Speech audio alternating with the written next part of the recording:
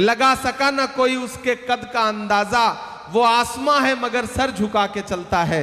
याद करो कि जब डॉक्टर बाबा साहब अंबेडकर के संविधान को बदलने के लिए भाजपा पूरे देश में नारे लगा रही थी, तब संविधान के लिए कौन खड़ा हुआ? याद करो जब देश की संसद में खड़े होकर के गृह मंत्री अमित शाह जी ने कहा कि बहुत अंबेडकर अंबेडकर अंबेडकर करते रहते हो, अगर इतना भगवान का नाम लेते तो 7 जन्मों के लिए स्वर्ग मिल जाता।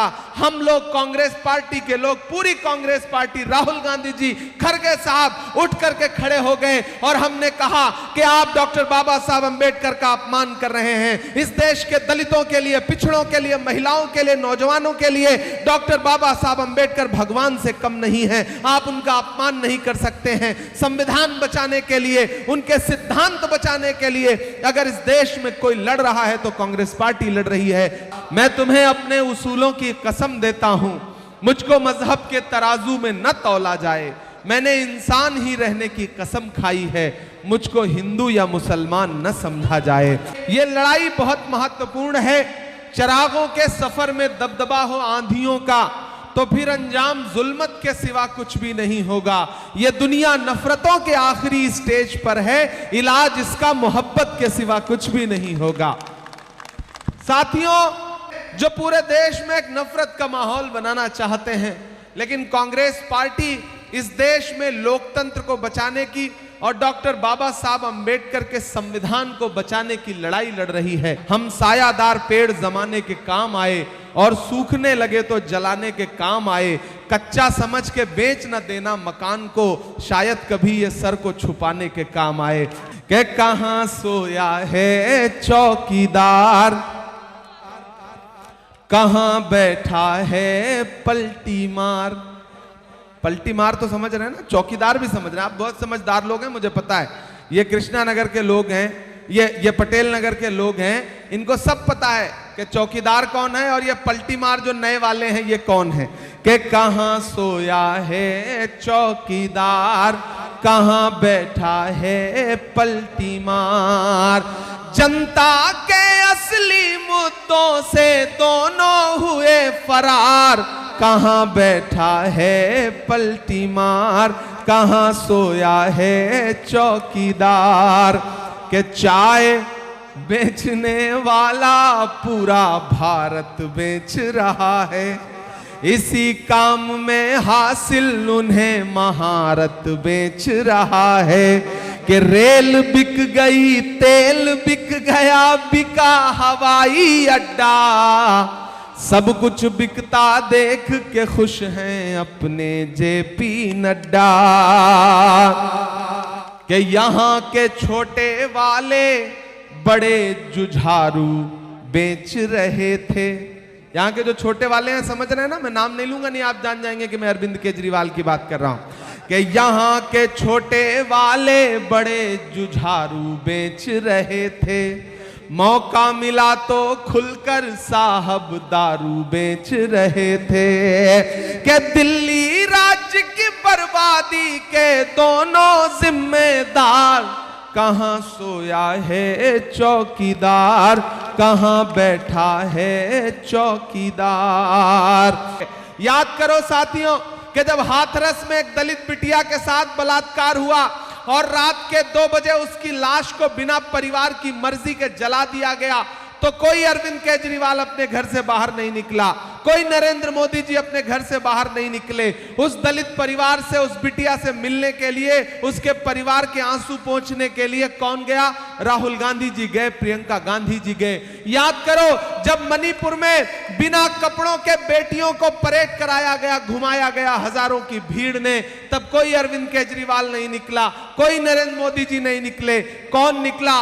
राहुल गांधी निकले और मणिपुर जाकर के उन परिवारों को अपने सीने से लगा के उनके आंसू पोंछने का काम किया है। मैं आपसे अनुरोध करूंगा, ये वही अरविंद केजरीवाल हैं, ये वही मनीष सिसोदिया हैं जो इस देश में जितने भी प्रधानमंत्री हुए हैं उसमें इस सदी के सबसे शरीफ प्रधानमंत्री डॉक्टर मनमोहन सिंह साहब हुए हैं। उनको क्या क्या नहीं कहा था अरविंद केजरीवाल जी ने, मनीष सिसोदिया जी ने। और देखिए प्रकृति कैसे न्याय करती है, ऊपर वाला कैसे इंसाफ करता है कि यही केजरीवाल साहब डॉक्टर मनमोहन सिंह जी को भ्रष्टाचारी कहते थे और जब समय का पहिया घूमा तो आपने देखा कि यही अरविंद केजरीवाल, यही मनीष सिसोदिया भ्रष्टाचार के आरोप में जेल काट करके लौटे। यह प्रकृति का इंसाफ था जो प्रकृति ने डॉक्टर मनमोहन सिंह साहब के साथ किया था। आज डॉक्टर मनमोहन सिंह साहब दुनिया में नहीं हैं, वो हमें छोड़ के पिछले कुछ दिनों पहले चले गए। शीला जी हमारे बीच में नहीं हैं, लेकिन जितने फ्लाईओवर शीला जी ने बनाए, जितनी सड़कें शीला जी ने बनाई, जितनी मेट्रो स्टेशन शीला जी ने बनाए, आज तक अरविंद केजरीवाल जी उसमें कोई इजाफा नहीं कर सके। जहां पर किताबों की दुकानें खुलनी थी, वहां पर दारू की दुकान खोलने का काम किया। नरेंद्र मोदी जी ने चाय बेची तो अरविंद केजरीवाल ने कंपटीशन में शराब बेची। दोनों ने एक जैसा ही कंपटीशन चल रहा है। याद है 2013-14 में आते थे मफलर लपेट के वैगन आर पर खांसते हुए, जब देखिए जिस पोल पे चढ़ जाते थे वो पोल पे चढ़ते थे और आपको चने के झाड़ पे चढ़ा देते थे। इन दिनों मफलर उतर गया है, खांसी भी दूर हो गई है। उन्होंने अपनी खांसी दूर कर ली और पूरी दिल्ली को खांसने पर मजबूर कर दिया। इतना प्रदूषण, इतना प्रदूषण, जिधर देखिए कहते थे कि ये झाड़ू है, झाड़ू से हम सफाई करेंगे, नहीं कर पाए सफाई। अब सफाई की जिम्मेदारी बहन कृष्णा तीरथ जी को दे दीजिए, इनसे अच्छी सफाई कोई नहीं कर पाएगा। ये हाथ के पंजे में झाड़ू को ऐसे पकड़ लेंगी, ऐसे पकड़ लेंगी कि पंजे का शिकंजा जो है वो सही से कस जाएगा। पुनः आपके बीच में कभी जरूर आऊंगा आपका धन्यवाद अदा करने के लिए। आज चूंकि सभाएं और हैं तो इसलिए निकलना है। बहुत बहुत धन्यवाद। मैं निवेदन करूंगा, हमारी परम आदरणीय आपकी महबूब नेता, हमारे मशहूर शायर, राज्यसभा सांसद भाई इमरान प्रतापगढ़ी जी को संविधान की बात चल रही है तो बाबा साहब का मोमेंटो दे करके आदरणीय श्रीमती कृष्णा तीरथ जी, श्री इमरान प्रतापगढ़ी जी को दोनों हाथ उठा करके इस बात का आगाज कीजिए कि संविधान सुरक्षित था, है और हमेशा रहेगा। कांग्रेस पार्टी, इमरान प्रतापगढ़ी।